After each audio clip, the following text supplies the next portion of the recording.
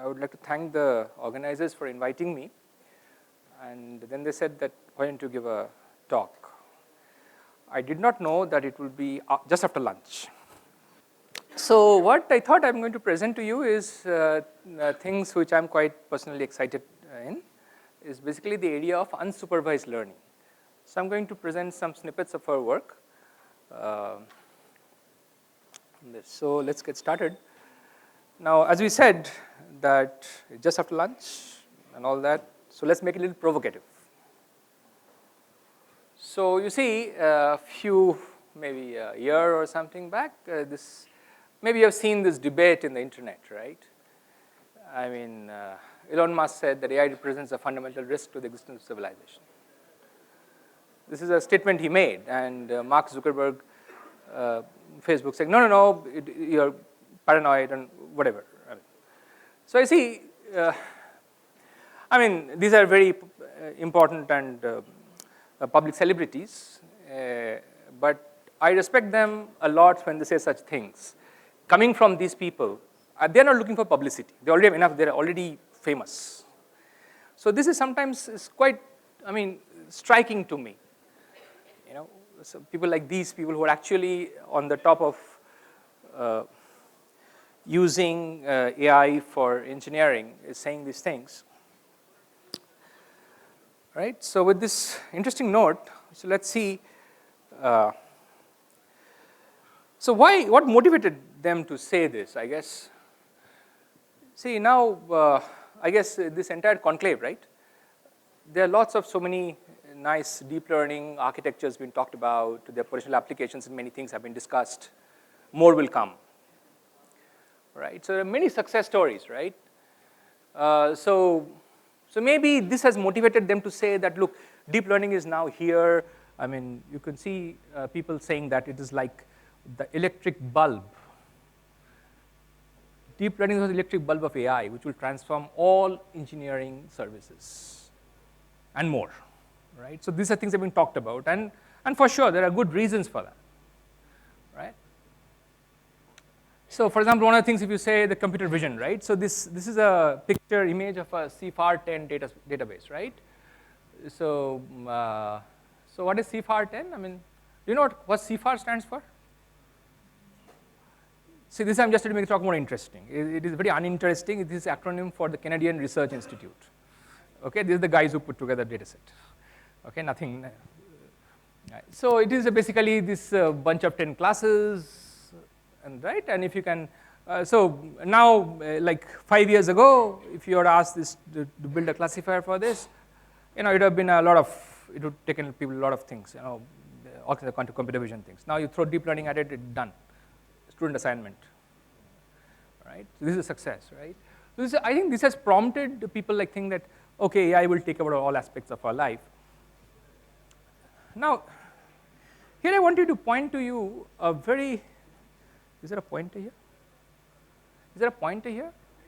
Green is a pointer, or this one? So here, see, I would like you to read the sentence very carefully. Is a labeled subset, 60,000 images of a 80 million tiny images data set. Now, people who work in deep learning, you probably, if you have ever played with deep learning, apart from architectures, this is a very important point you need to remember. We have to, this is the most important part, you need a labeled data set. You mess this up, do whatever you want, nothing's going to come out. If you don't get your labels right, what will the algorithm learn anyway, right? Now, when the data set was created, they actually make the students label all the data set. Of course, they paid them also, right? So now, this brings us to the important problem, right? Deep learning, it's a fascinating paradigm for now. It's probably we are entering probably the golden age of AI with deep learning, but it can only work if you give them labeled data. That's for sure, right? Now, so then this coming back to the first debate, which was the first slide which I put, right? The question that AI is will take over everything and all that, right? Now, if you step back and ask what is AI? Now, if you 10 professors, you'll get 10 different answers.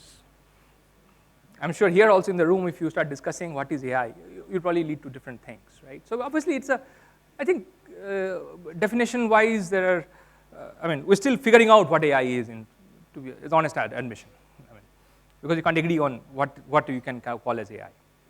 But one thing is for sure, you'll say that whatever definition you come up with, you'll probably agree that it is like ability to learn from your experiences. What do experiences mean? Your data and all that, right? Now here is the thing now. So now coming back to here is our contribution to the Zuckerberg thing debate. So when you say experiences, right, you go and experience, you go and see the image. Nobody tells you it's a car or a plane or something. You have to find that out for yourself.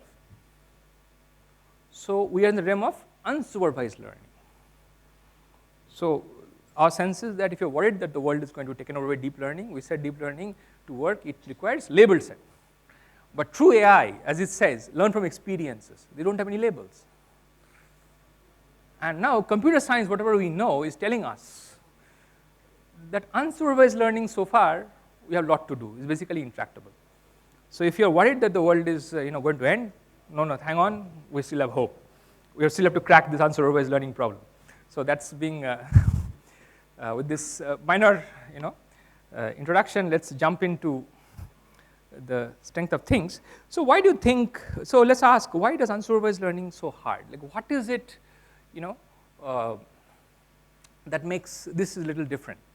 So for example, supervised learning, right? Suppose you want to say that here is a data in 2 dimension, and there are, I show you some examples of diamonds and pluses, right?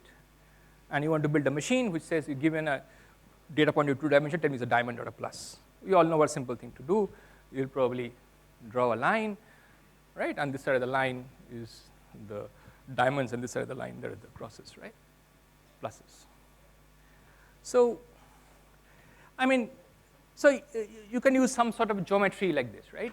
Now you see, the fact that diamonds are a particular shape, or the diamonds are lying on this side and the pluses lying on this side, give you some idea. You can leverage some geometry, right? Now what if I start in unsupervised setting, I remove the labels. There are no more diamonds and crosses. Now what do we do? I give you the data, now go find something. And that's the problem. Now what structure do you want, So one can say, okay, finding structure, right? It's okay, what is structure? Finding groups. So this can be a group, this can be another group. You can find some other groups also.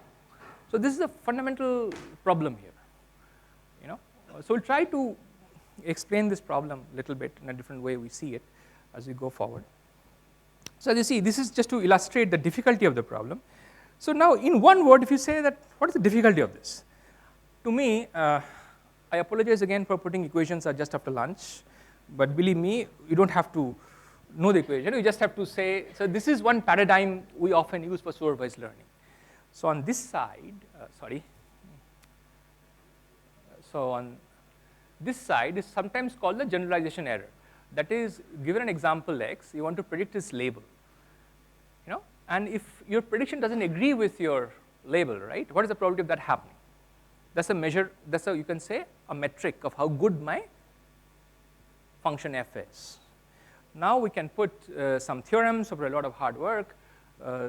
You can have this theorem that this is the error what's happening? This error is, this is your training set error, plus something related to the class of functions which you are playing with. Often H is called the VC dimension and etc. We don't need to get into all this. But it gives you a very nice paradigm. What is the paradigm? Paradigm says that if this is the quantity I should be interested in, then I better get this thing low, and maybe this whole thing low, and that gives me some objective. That's you minimize your training set or whatever. Right? Unfortunately, when you come to unsupervised learning, there is no such formalism. That makes it difficult.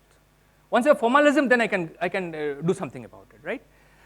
So there are many existing formulations of unsupervised learning, which probably works well in practice, but often they are heuristics driven, and that's what makes them intractable in some sense. However, over the last few years, there has been some progress, But here are some illustrations of a problem.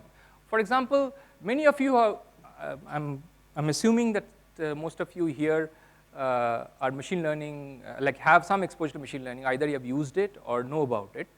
So for example, you heard this algorithm called k-means algorithm, right? It's a very popular, simple to implement algorithm, right? But now, I run k-means algorithm. How do I know I got the right result? That's actually an NP hard. Even for simple choice, right? The thing we mentioned, that finding, I don't have data, like you can say finding structure in data, right? The groups, how many groups are there? So finding k in k-means, that's a NP hard problem till date, right? So there are other formulations of unsupervised learning, for example, dimension reduction, right? So PCA is very, that principal component analysis, most of you know, but for example, if you're looking for a direction which will involve very few features, which is called sparse PCA, that's again NP hard. So these are some illustrations of very simple formulations unsupervised learning is turning out to be NP hard problem. Now, today we are going to look at two probabilistic models. Now, often these models are turn out to be intractable. In other words, computer science parlance we say NP hard, right? So I will tell you my struggles with those two problems. So the first problem we are going to discuss is related to something called topic models, and then the second thing is more interesting here. So deep learning, right? We heard so many nice things. So now one question one can ask is, so the magic in deep learning, apart from data set, right? Is it because we have more layers? Is it because so? Can we show that? Right? So why, what is the importance of depth in deep networks? Now there's a lot of research. Now this is still a very evolving area of research, but often the architectures which have been examined are in supervised learning context. Now there are other architectures in unsupervised learning. For example, one such architecture is deep Boltzmann machine. So, so I'm trying to, as I said, my interest is unsupervised learning. I want to do AI.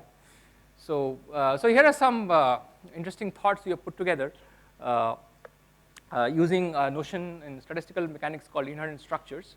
So we'll discuss as we go along. All right. So let's get started with the first topic, which is topic models. First question. See, it's after lunch, right? I have a need to keep you awake because next talk is more interesting, right? So at least for the next speaker's sake, I have to keep you awake. So that's why I'm asking you questions, right? So how many of you know what are topics? Okay, you know topics, right? Okay, how many of you don't know what topics are? Okay, good.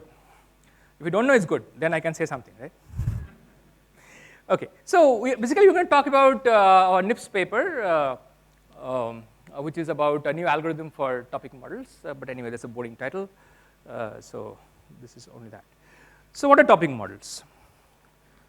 So I will come back to the slide in a moment. Let's give an example. Let's say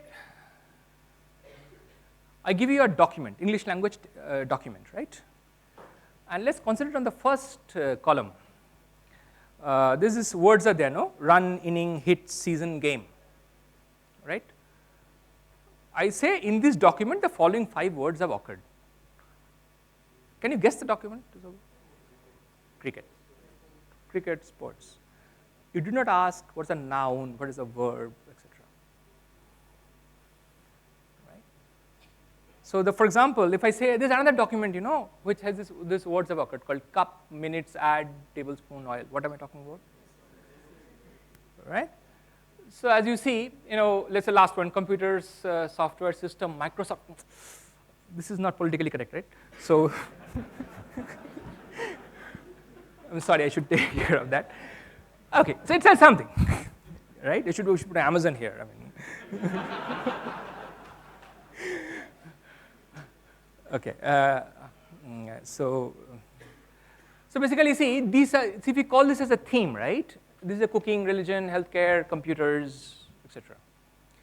So you see, just the occurrence of few words, but if I suppose I said the first, I just didn't tell you the 5 words, I just told you one word. For example, the word hit has occurred.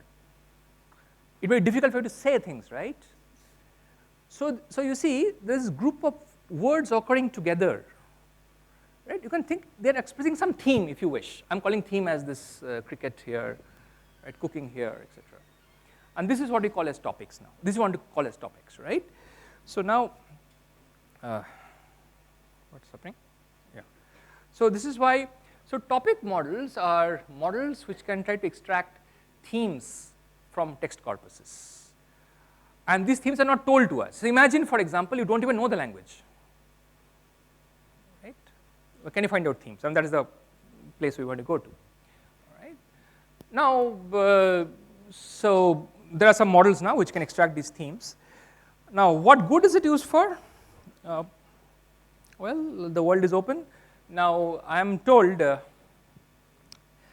that now most web companies who have to archive large volumes of text corpuses, this is now becoming the de facto tool. Why? Because how is it? Now, as you saw, this document is about, run, inning, hit, ball, season, game occurred, right? There's something to do with cricket. You put a tag on cricket, right? It's like it helps in indexing like this. Right? If this document has, that cooking, all that, right? You can put down more index, right? So this can help in searching in a big way, right? That's where it is being used primarily. There are lots of other uses, right? But primarily what is interesting and what is how does it fit in the agenda of my talk is that it does not require supervision. Nobody's telling me this is a cricket document or health document. That is not told. You're just left with a bunch of document corpus and that's it, do whatever you want. Assume for now, just make it more interesting. I'm sure there are no Swahili. I'm sure no Swahili speakers are here, right? Suppose somebody gives you, says, okay, if you can go to Swahili and index their corpus, the government can give you a lot of money. How will you go about doing it, right? So that is the this model, right? Okay, so now here is some setup. So we'll say corpus is nothing but a collection of documents, right? And as you see that we don't want to get mired by the essential, the natural language processing traditional approach where you try to use the structure of the language, like noun, verbs, etc., right? What you're going to do is throw away all those information and say a document is nothing but a group of words. I will not even care that this word has happened before this and that word, right? What can you do with that? Of course, you cannot do too many things, but what good is it, right? Very simplified notation now, okay? Now, yes, so I'm told that every time you put a mathematical equation in a talk after lunch, the audience curses you, so please. So here it is. So we will take the entire corpus and put it up in a matrix. What are the rows of the matrix? Rows of the matrix would be the number of words in your dictionary, okay? So each document would now a column in this matrix. What are the entries of these columns? So if the word W occurs in the first document D, right, you say score 1, right? If the word O occurs, you score 1, and so on. If the word doesn't occur, you score a 0, fine? So I've taken a document now, I represent it by a big vector.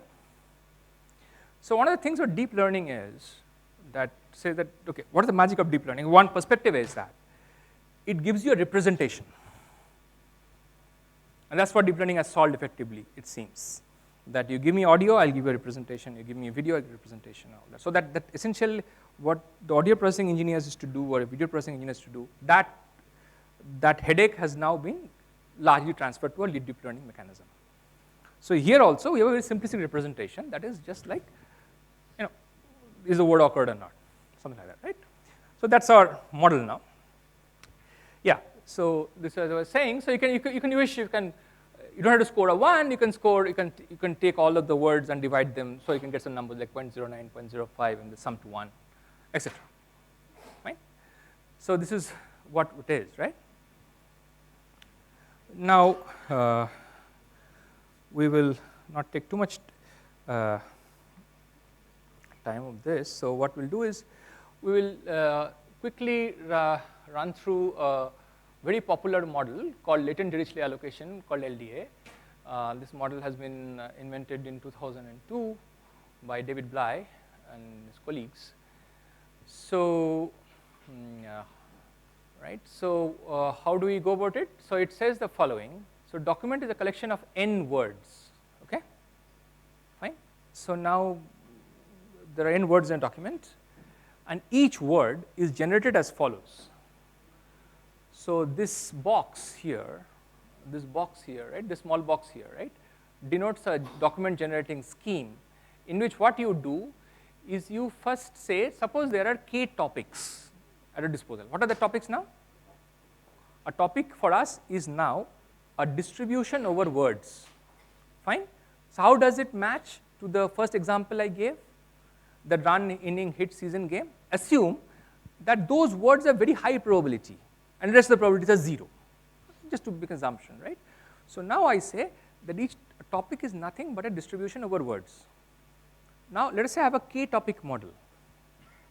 I want to fit a k topic model, right. So, you can say, see, this document is about 50% sports, 20% politics, 30% I don't know, something else, you know, let's say health and whatever, right. So, this vector here, theta, denotes that weightages. What are the weightages? 50% sport, 20% you know, politics, 30% healthcare, etc. Fine. Now, so the mechanism is as follows. You first choose a theta randomly vector. So, what is the theta size? K numbers, you have to choose them so that they sum to 1. Fine. You have chosen this, right. Now, what you do is, okay, so that means my topic, the topic which I see in this document is going to be weighted 30% on sports, 50% on this and that, right. You will get a distribution over words again, just add them up. Now, from that distribution, you draw words now. So, how do you do that? So, assume now drawing words from distribution means what? Think like this, it is like a dice, okay. So, dice has how many faces now? The number of words in the vocabulary, okay. Now, dice is not unbiased, it is biased. This word is more, this word is less, right. So, rolling a biased dice, how many times? N times, fine.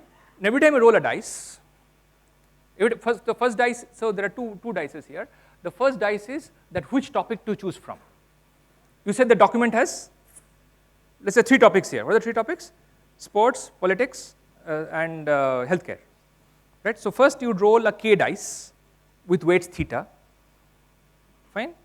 You get a topic, yeah, sports. Now, you go to the sports thing and draw another dice with how many faces? Number of words in the vocabulary, right. Whatever you get, you put there, right. So, repeat this process n times. I mean, I understand it's a very complicated mechanism, but this is what it is. So, this is the generative. So, now the first thing to do is to write a generative, this is called a generative model. You don't have to get all the details, but all I am saying is it defines for you a generative model. That I am assuming the data is generated like this, fine. Now, this will have parameters now. What are the parameters here? The probability weights for the topics, how to generate theta, so those are things, right. So, now the idea is that, now if I am shown you capital M number of such documents, right. Now, learning would involve figuring out the parameters beta and alpha, but beta is nothing but your this each topic distribution, fine. Now, what happened? Okay. Okay, so yeah, as I said, right. So, I'll not. I think this we covered. So, essentially, it doesn't. So now, if you given a topic model as you described in that slide, right. So, what will you be given? You will be given that's the corpus, the day matrix, or in essence the words. Now, from that to guess the topic weights, right, betas and alpha, thetas and all that, that's often very hard, intractable. However, LDA still has very nice approximation algorithms, which doesn't have guarantees though, in which we want, but they work fabulously in practice. Now this has intrigued people to a large extent.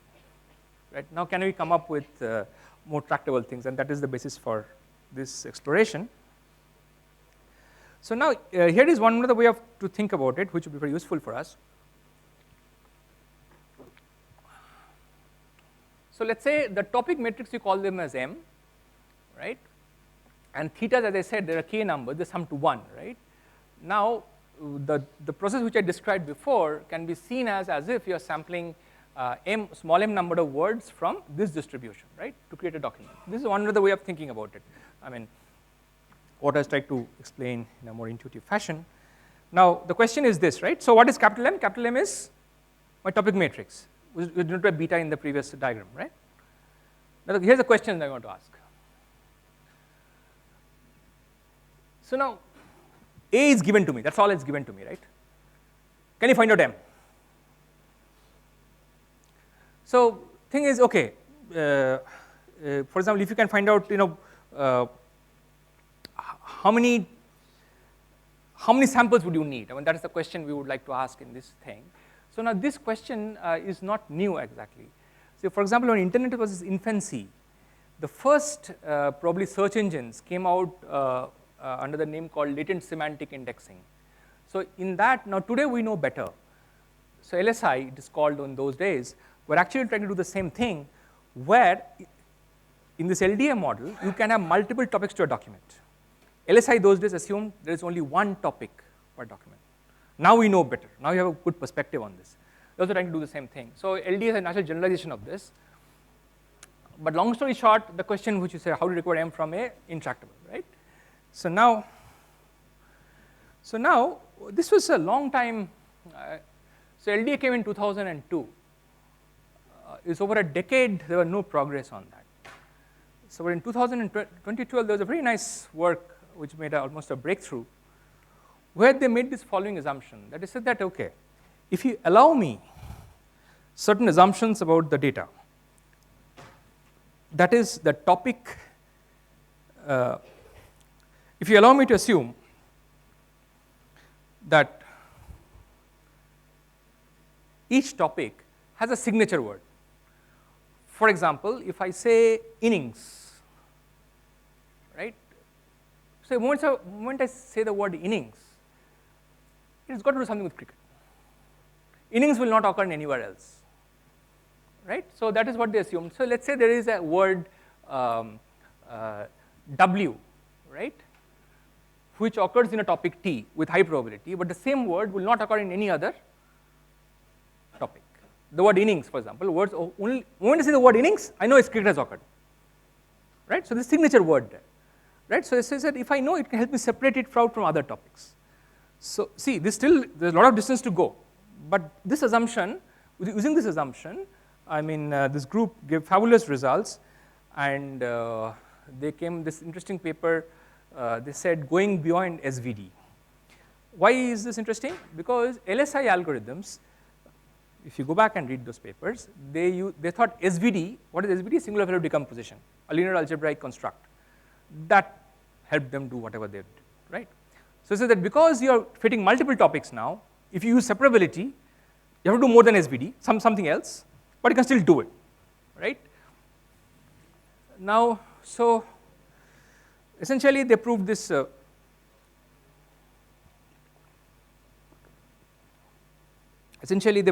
interesting result, that they did whatever they did, and then they said that if M hat be my whatever they computed, right? M is your original topic things, right?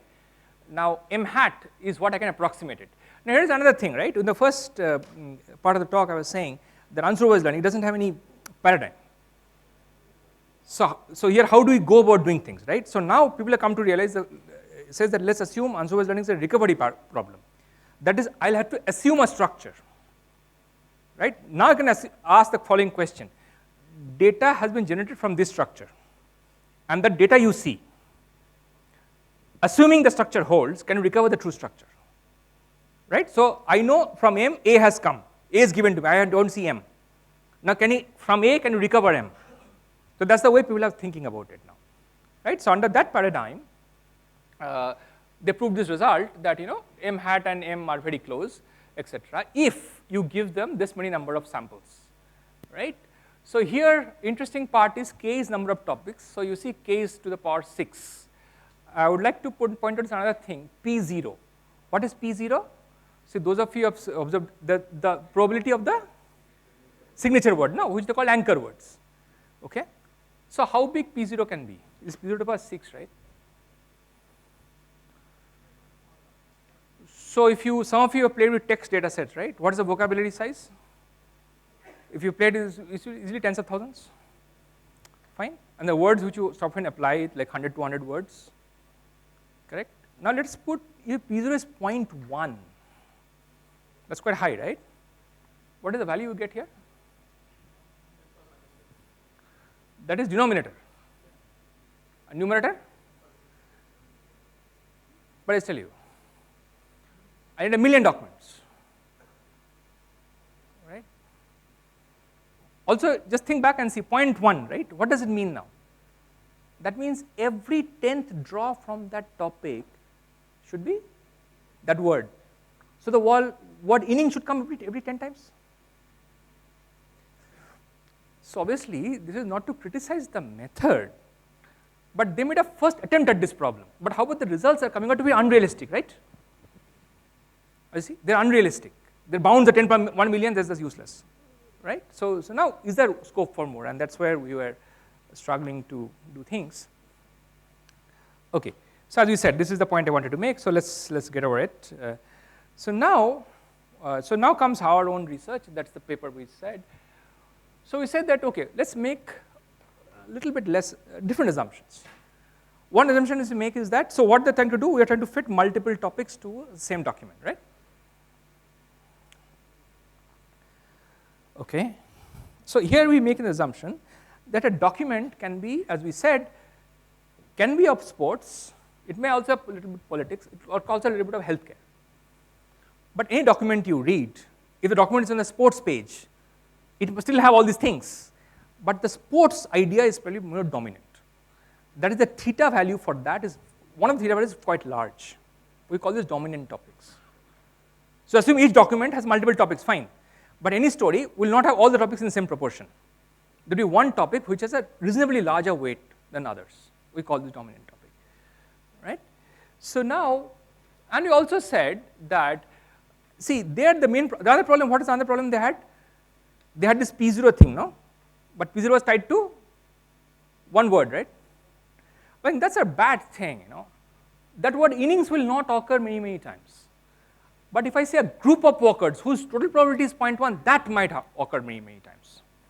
So the word innings, ball, bat together may add up to 0.1. We call them catchwords, right? We change the game a little bit, right? So now what, okay, you change the game, so what? So first of all, okay, so I'll not bore you with these details, but first of all, these assumptions were actually validated on some corpuses, and it was an agreement. I said this is not a bad assumption to make. But let's jump to our result. So as usual, we also have a similar result. So m hat is our whatever we could do. I'll not tell you what the algorithm is, but this is what it is. So let's say we have an algorithm, whatever it is. It is giving me an m hat, right, which is roughly of the same error. But the interesting thing to note is, here is the interesting point to note. P0 square. And what is P0 here now? Group of words probability, right? So that is not as unrealistic as the previous things, right? Okay. And now, yeah, the rest is thing. So now, but how do we do it? As they said, they have our previous paper which we were trying to quote, which made the breakthrough. I used a different algorithm, and they said going beyond SVD, right? SVD is what? Single value decomposition. So what is big deal about it? Big deal about it is that like 30 years of fantastic research has gone into it. Today, if you ask anybody SVD large-scale data, large-scale algorithm, they'll easily give you one. You can find open source implementations which are easily scaled to many things. So SVD is a good thing as an algorithmic box.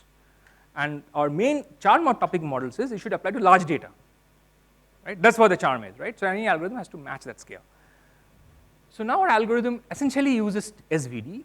So what he says is that you take your data matrix A, do some thresholding, which is very simple to do, like set some values to 0, etc.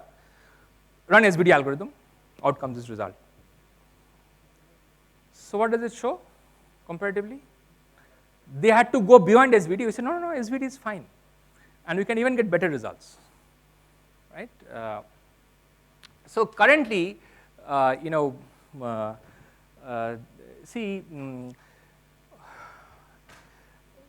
we are now trying to use, so as you said, right? So one of the things to tom-tom about this our algorithm is that apart from the guarantees that uses SVD, and SVD, as I said, can scale well. So we're trying to put it that, of course, this box is not our computing box which we get in our laboratory, but let's say in a web scale thing where you can get this, you can hire these boxes, right? VM boxes. Can you run billion tokens in one box? And this year I'm spending a sabbatical in Microsoft. So there we're trying to implement it in this web scale thing. And so anyway, so that we'll talk about some other day, how that's going, right? Yeah. So this is one part of this talk. So at this point I'll pause for 1 minute and ask if you have any questions or doubts. First question, how many of you are asleep? All of you are asleep? Okay, so now we would like to, if you have any questions, you can ask, or you can move to my next other interesting thing. Is there any subtopic? Okay, what you probably mean is that hierarchical topics. See, I am ashamed to say we scientists are pretty dumb. It took 10 years to get to the first proof, 2000 to 2012, right? This is still happening work. So hierarchical topics, we don't have a very good handle. See, the idea is, okay, the main challenge what we are trying to address is not that I can do something and code will run. You also have to give guarantees that if topic was like this, you can recover, right? Now, if you say that, okay, I can live without your guarantees, there are algorithms for that which can do hierarchical topic model. But they will not give, so this LDA line of work has also already produced models which can do, like there is a root topic and there's a leaf topic and so on, sort of, yeah.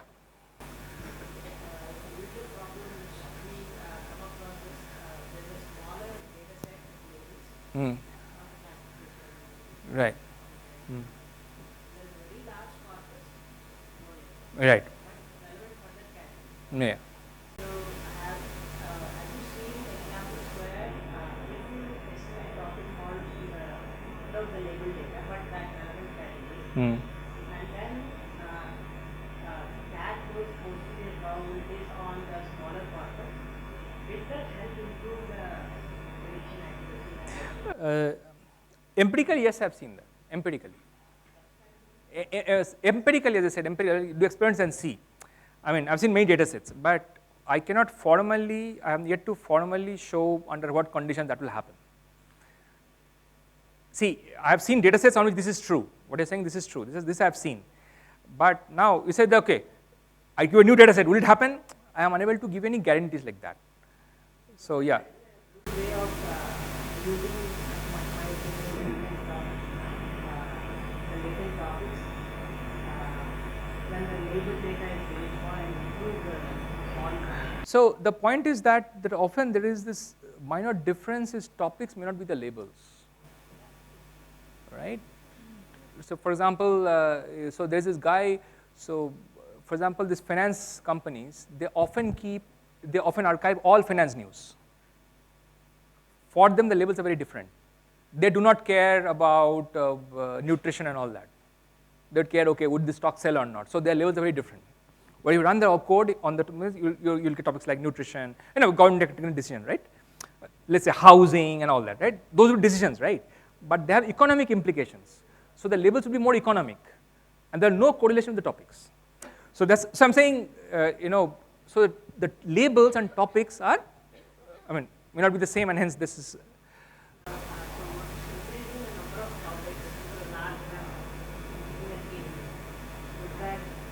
Not this problem, but the other problem which the other gentleman mentioned, that might help, right? Anyway, so let's move on to the other thing. We'll take questions a little later. So here is a more interesting thing, right? That is the flavor of the day, that deep learning, right? So now, why do you need depth in deep Boltzmann machine? Right? Of course, you can ask the same question, why do you need depth in CNNs? So that's a discussion we will not take, but that's already being maturing area now, right? So those of you are wondering that how long will I take to finish? This says 19 minutes, so I'll finish in 15 minutes. Okay, so this is going to talk about our latest work in ICML using what we call as inherent structures to design two-layer RBMs. So this notion of inherent structures, right?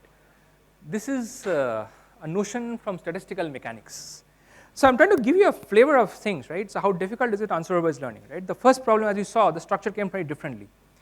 These are topics, and you make assumptions about data, etc., right? The tools are going to be very different. Now here I'm talking about RBMs, I want to talk about depth, right? So now at this point I don't know how to go to doing this. So here is some notion of borrowed from statistical mechanics, and I will try to see how that illuminates that why you need depth in deep Boltzmann machines, right? Okay. So now what are deep Boltzmann machines? Agreed. So if you have not heard about it, I don't blame you. CNN, the convolutional neural networks, is so popular. I mean, it can do many things. A deep Boltzmann machine can also do several things. Here are some cursory pictures. But probably one of the things we want to show is that they can relate textual tags to image retrieval problems, right? So essentially, deep Boltzmann machines, the primary charm for me is that it is an unsupervised learning architecture, right? If you don't have labels, this is probably one thing you want to experiment with and play with, right? And so what is RBM? Again, equations are coming, but here is a one slide precursor to what RBM does. So what does RBM do? It defines a distribution over 0, 1 units. Assume there are now neurons you see, the values take 0 and 1. Fine. Now you are taking data from this 0, 1, 1, 0, 0. So best way to think about it is like images, right? And they're only black and white pixels, right? 0, 1 kind of thing. So RBMs can model any distribution over such n units, and so we call such things as universal approximators. So what it basically means is that it has the power of modeling any distribution over such neurons, provided you give enough number of hidden units. Okay, so if you allow me large number of hidden units, I can model any distribution.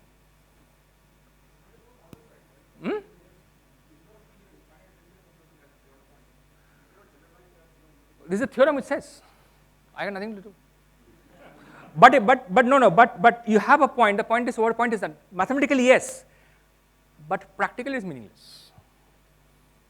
That's the point you wanted to say, right? Your gut feeling, you immediately reacted, right? That's yes. But mathematically you can show that there's a theorem now which we have not disproved yet, and I think it's bug free. I haven't proved that, but some others have proved. So it says that if you allow me enough number of hidden units, it can model any distribution. Fine? If the theorem holds true, then why do we care about deep networks? That's the question we're asking, right? Right? So now let us see where we go with this idea. Right? So now, okay, to ease as you said, right, I have to apologize again for putting equations for a talk after lunch, but so to ease the equations, you put a picture also.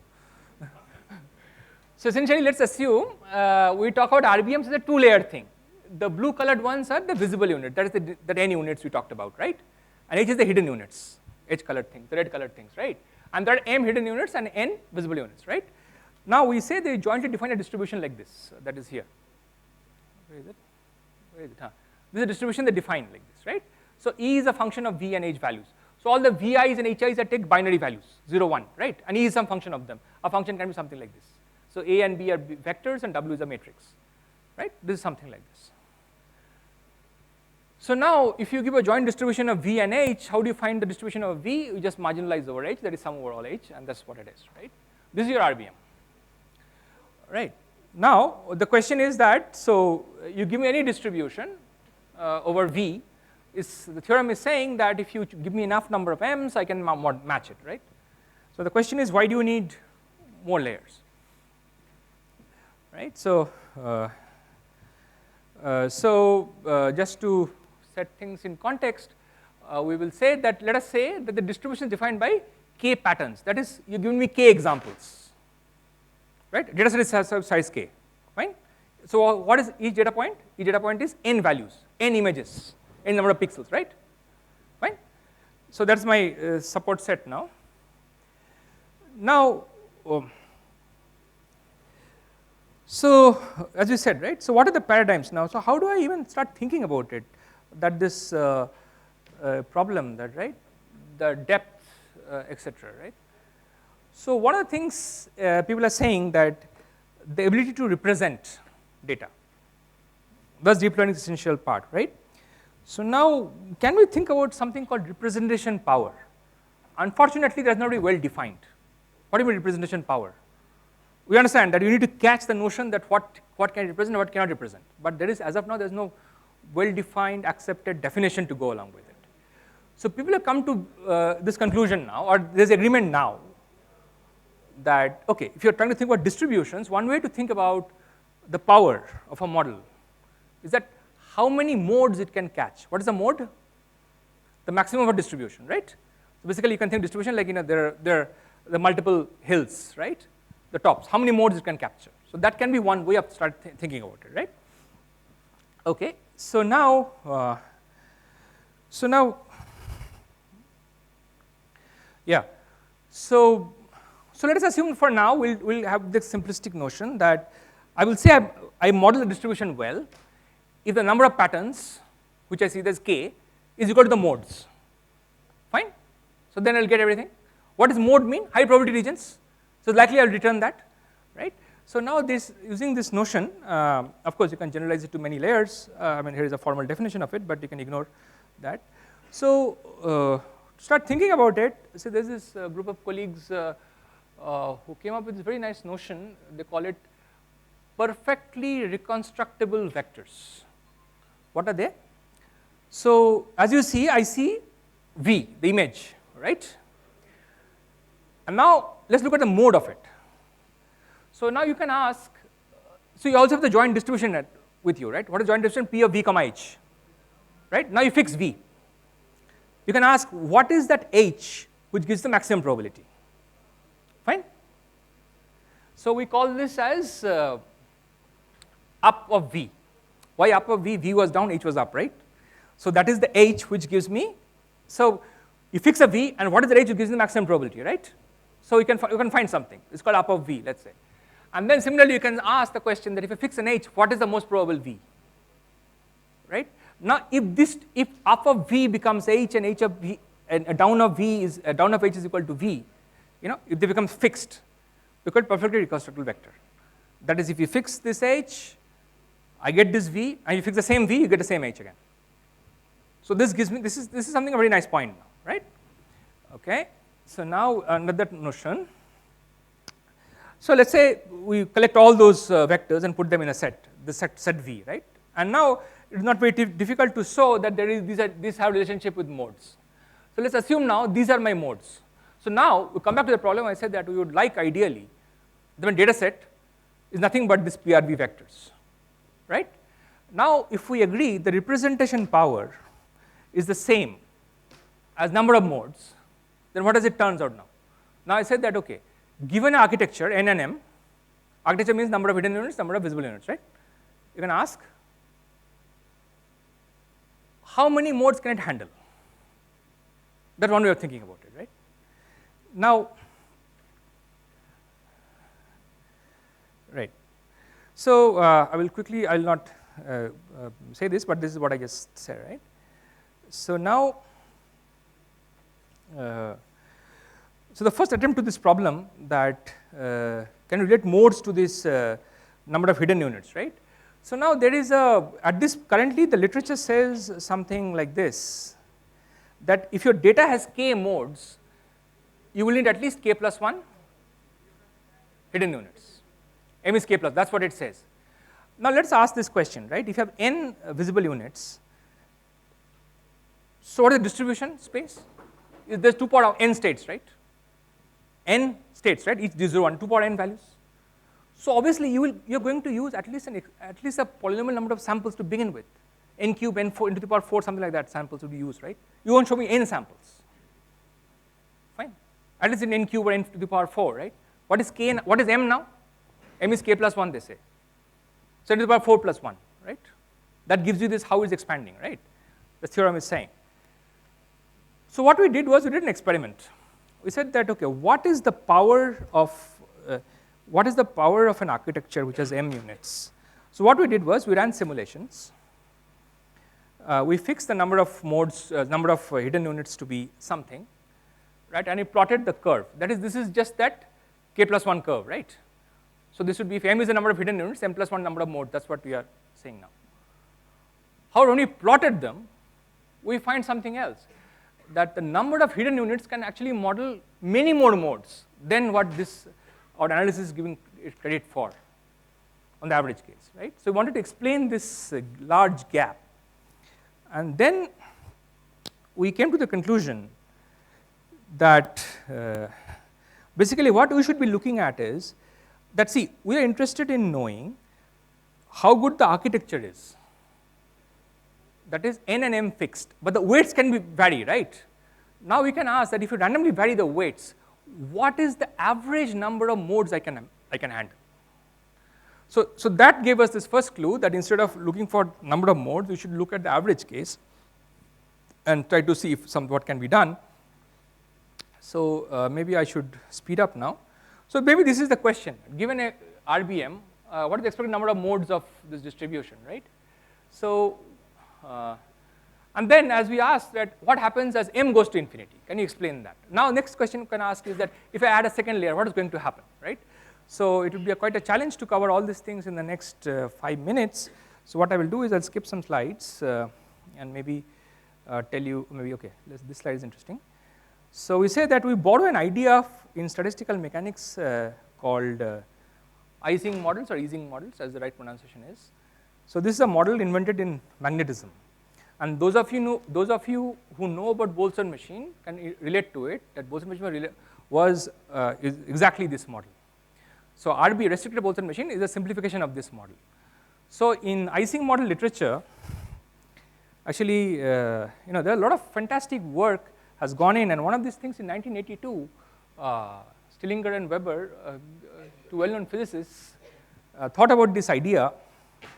They also said that, okay, so as you see, they define a distribution defined by the energy, E of S, E function, right? How complex is it? So one way to, that's also we're talking about, representative power, how complex is it? So one way to measure complexity would be to measure the number of values it has. Essentially the modes. Energy is minus E, right? Is a valley, the probability goes up. So the way in this, see, the one way to measure what is a valley is called one flip stable state, ignore it for the moment, essentially counting this number of points. How many values it has. It is sometimes called the inherent structure decomposition. This is a very nice, nice to say it, but computing is very, very difficult. It still remains a research issue among the physicists.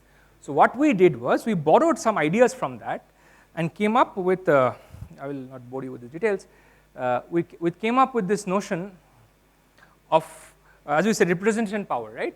So we said that relating to the notion is that we should look at a number, which we call it that inherent structure capacity of visible unit n and hidden units m as a following thing, that the expected value of the set PRV. What is the PRV set? The perfectly reconciled vectors, right? That set, right? What is the expected number of elements in that? Right? That's related to the number of values on the average case. Now, sorry. So what is the largest value this can take? PRV is a vector of V, right? V has n units, 2 power n. If you take log, what log base 2 is how much? N. I divide by n, right? So what is it? So value must be less than 1. Fine. No rocket science. Right? So CNM is a number between, this number is between 0 and 1. Fine. Okay. Right? So now the question is, what is this value now? What can you say? So now, when we looked at statistical mechanics, they use a technique called replica method. Now replica method, at least we could not make it work for our problem. So that didn't go through, so we invented our method, so we will probably show you the result instead of things. So whatever we did, we have our own way of doing things. So what we found is the following. We found, what is CNM? The capacity measure for RBM with n visible units and m hidden units, right? Now as you see, the one question was asked is m is infinity, what happens? We find that as m equals to infinity, the value is something like 0.585. What should the value be ideally? 1. CNN was, as we discussed, 0 and 1, right? CNN was 1 by n log and all that stuff, right? So there is still a lot more to do. So this is the first, you can say, the proof that one layer is, so one layer is not good enough, even if you add infinite number of hidden units. So what is the gap? The first theorem which I flashed, right? Somebody else has proved that m is infinity. If you add more and more hidden units, you can model any distribution. What is the gap? So the gap is as follows, right? We are saying in the average number of modes, not the highest number of modes. Fine. The average number of modes is this. Now, so why do we care about average number of modes? As you realize that even if my algorithm is saying a mode exists, if more number of hidden units are there, what is going to happen? If I were to ask you to train, more parameters, more nuisance. So often learning is going to be hard. That's the trouble you're going to face in the future. So more number of hidden units means learning is going to be that much more difficult, right? So, but on the other hand, if you go with the average case, right? Average case is okay. This on average it happens, so it's very easy to learn also. Fine. So this is the difference. Now, this is a measure now which is more respected towards that, which says that kind of angle. It also, our simulation results also largely agree. So the next question is that, yes, this points to that more layers are needed.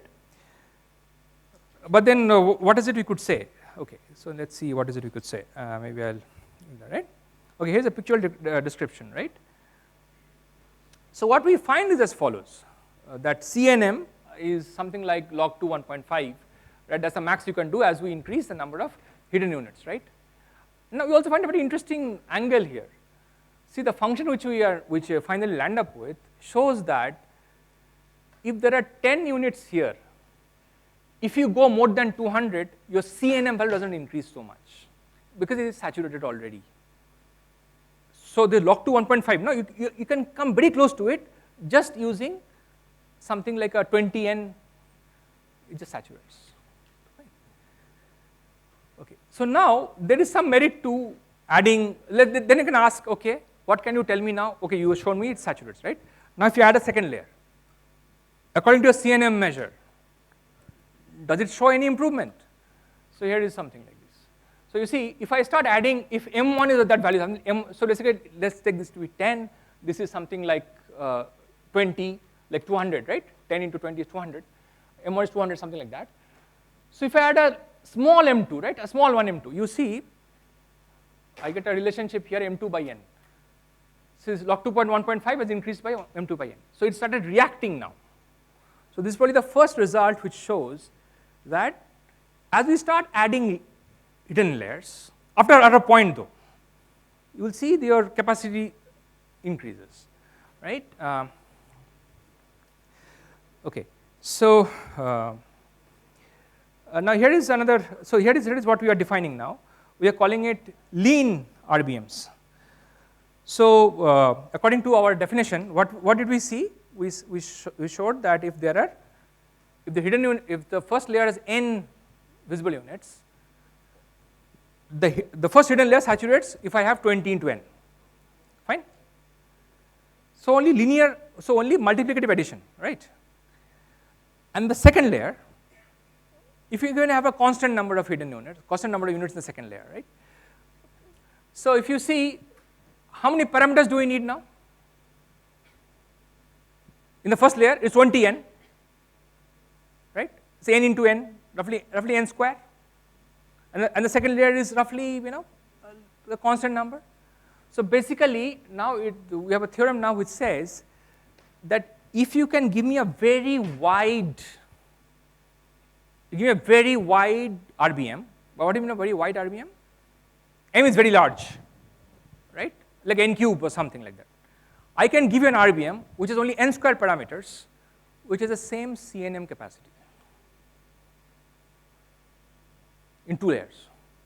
So I get an order of magnitude saving in my algorithmic thing. Now, of course, all this is possible because of magic related to statistical mechanics, right? Okay, so if you really want to know more about this, I would welcome you, but after the talk. Okay? I'll end my talk here. Sure. Yeah. Right. No, that is for one layer, CNM. See now that's why now you added a second layer, no? So a second layer. See, there's a different function now. See, you see that started increasing, right? You see, this started increasing, no? M2 by n. Right. Okay, so now, yeah. So that's about it. So thank you for listening. It's been a pleasure. I hope you're awake. Next talk is more interesting. Thank you.